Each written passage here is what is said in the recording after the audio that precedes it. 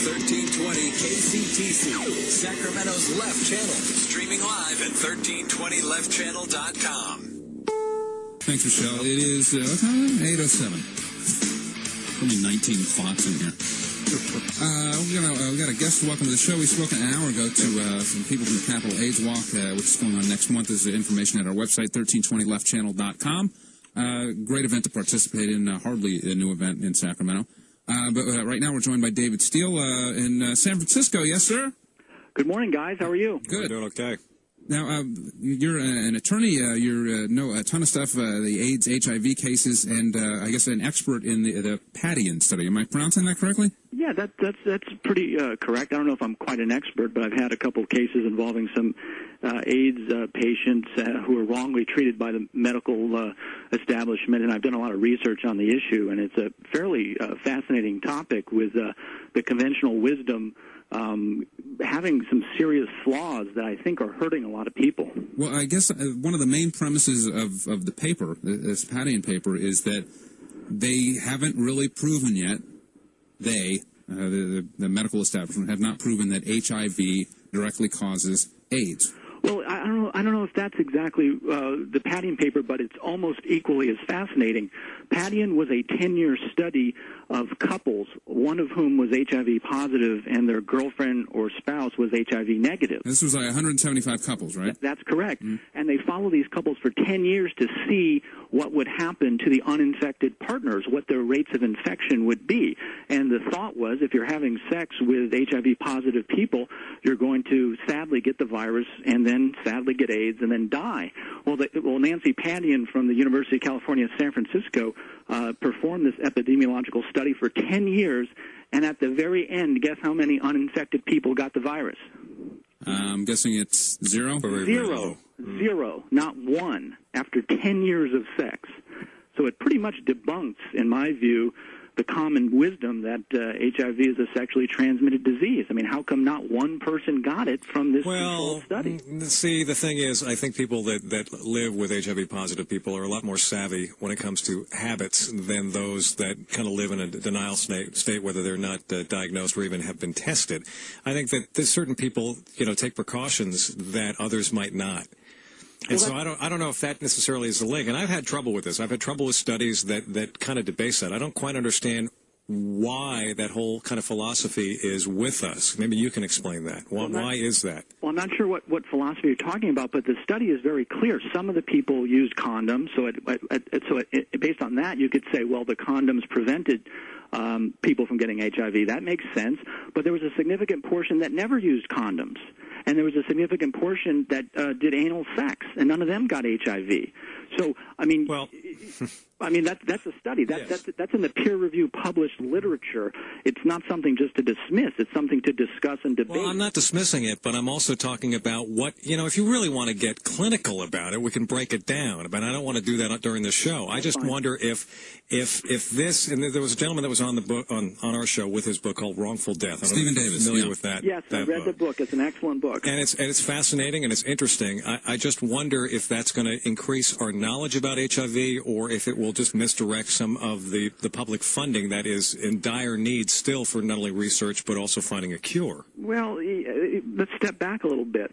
The book by Stephen Davis talks about one of the drugs that has been used for HIV and AIDS for the last 20 or so years, AZT. Right, it was a horrible drug. Well, it's still being used. Mm-hmm. And so this is not just a horrible drug. It's cancer chemotherapy that they gave to AIDS patients. Believe me, Bubba, hey, I was there and I know, and I don't want to be disrespectful to you, but I know what AZT can do. Right, but it's still being given to people and still harming them. What should we do about that? It's a good question. Well, that's the key. I mean, it's not directed research to give more AZT to people. It's to analyze what has been done over the past 20 years and whether there have been mistakes made and to correct them. That's all. David Steele's on the line with us from San Francisco talking about AIDS, HIV. And I'll admit freely, I know less about this than most people. I'm certainly not a scientist.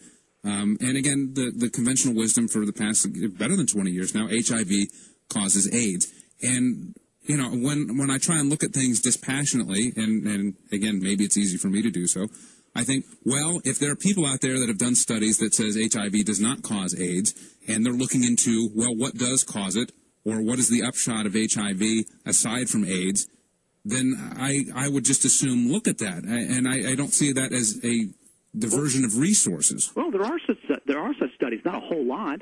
I mean, a lot of people think that AIDS is a multifactorial disease. It's caused by many different things, such as cancer. I mean, not just one thing causes cancer. Cancer can be caused by tobacco, asbestos, benzene. There's thousands of different carcinogens, and there's a lot of smart scientists who have looked at the entire issue and said, hey, we're focusing too much on this one novel virus.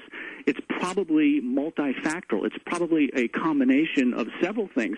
And this isn't to blame anybody and stigmatize them. That's the last thing on earth I want to do. It's just to figure out what's happening, because there's been so many mistakes, so many boondoggles, so much exaggeration, and so much hype. And then particularly with this catastrophic mistake to give AZT to all these people, I mean, that's almost by definition an iatrogenic epidemic. I mean, that's when the doctors and the people who are supposed to help you are actually hurting you. So, I mean, one of the main researchers is a guy named Dr. Peter Duesberg of UC Berkeley, and he's been from the beginning. You know, he's a member of the National Academy of Science. He's one of the best virologists in the world. And he's been cast out completely. Exactly, but for no good reason. I mean, he has no agenda other than good science, and he's just looked at all the studies and all the people, and he said, look, I mean, he was at the beginning. He was saying it's a bad idea to give these people AZT, and he was ignored and cast out, as you said. So there's a lot of politics that have infused the whole HIV/AIDS apparatus, and it's not just politics, it's money. I mean, the pharmaceutical industries, they make billions of dollars perpetuating this, and their objective is not to cure AIDS. Their objective is to sell as much drugs as they can. So it's money, politics, power, all crowding out just good, honest, dispassionate science. And in my opinion, a lot of people are being stigmatized by it and hurt by it. Now, you're an attorney. Discuss, the nature of some of the cases that you've worked on dealing with this. Sure. I had one case where a little boy, 10-year-old boy, was playing by the railroad tracks and pricked his finger with a needle. You know, he lived in the poor part of town. His mother was on welfare. And so the mother took him into the ER room because she was concerned, and she wanted to see what happened with this needle prick.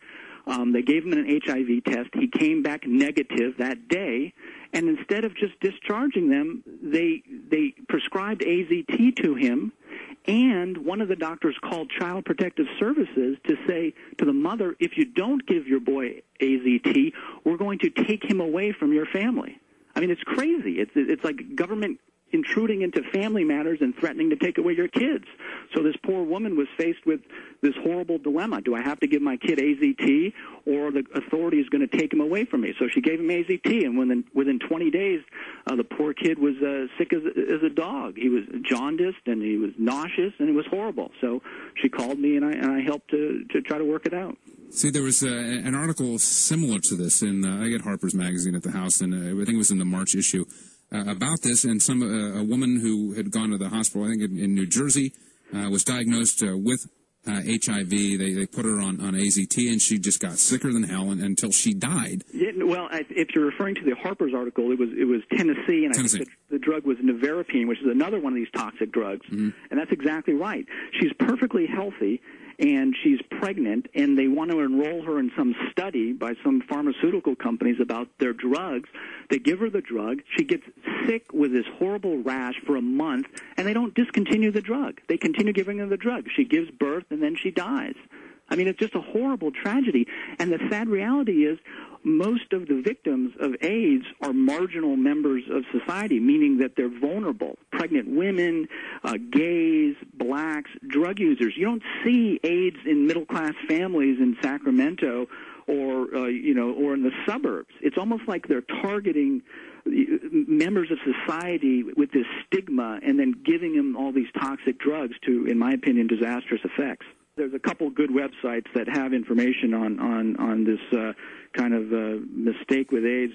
Duesberg.com, who is one of the greatest scientists this world has ever produced. He's still there. He's 70 years old. He's at UC Berkeley.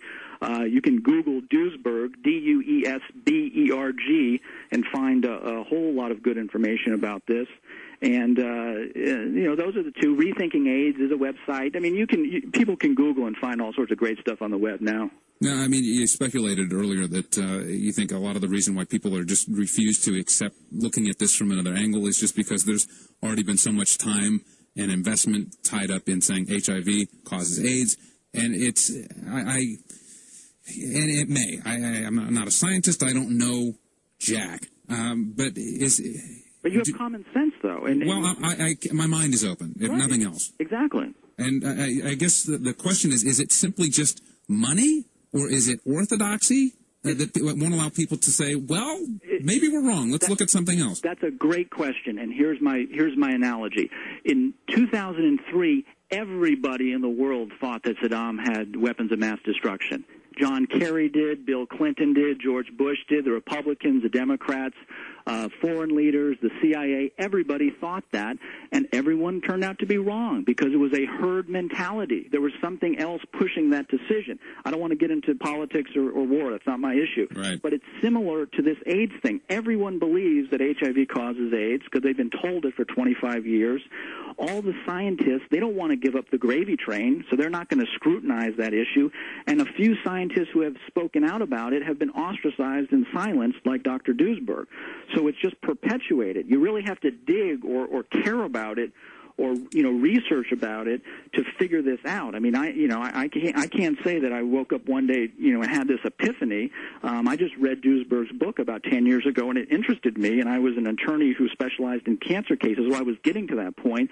And so I just thought it was interesting, and I just kept pursuing it. But I didn't figure this out. No way. There a lot of good scientists have just perpetuated this, and they're kind of in denial. They believe it. They're funded by it. They don't want to rock the boat, and they continue with it. Well, yeah, it kind of gets back to something that I've noticed is when everybody agrees on something, it's usually something is just usually terribly askew. Right. There should be a balance of power. I mean, look, think about cancer. Not everyone agrees you should take cancer chemotherapy immediately and every day if you have cancer. I mean, that's ridiculous. I mean, you make a decision. It's a very hard call. I'm very sympathetic to it. I don't know what the right answer is. Some people do fine on cancer chemo. Some choose not to take it. Why shouldn't that be the exact same thing with AIDS and HIV? Thank you very much, David Steele. Thanks, guys. Have a good morning. You too. Thanks. Interesting. I just like I said, I don't know. If these guys want to come at it from a different angle, for years and years, evil spirits cause disease, right? Everybody agreed. I don't think evil spirits cause AIDS. Probably time wasted investing in that, but